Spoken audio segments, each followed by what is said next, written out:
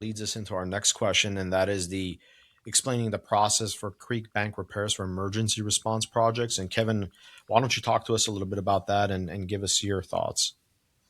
Yeah, I think it really ties into how Cristiano started is, once you identify that this is an emergency type of project, is get the regulatory agencies involved as quickly as possible.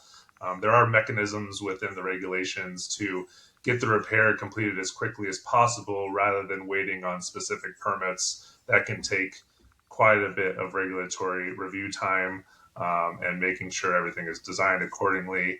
For example, if there's an access road that allows fire support, that is obviously an emergency type of response, because you have residences that need that fire support.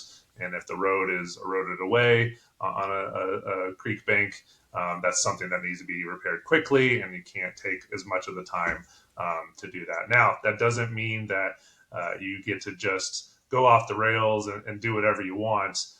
You're still going to be working closely with the regulatory agencies. You're going to be documenting everything you're doing, lots of photographs.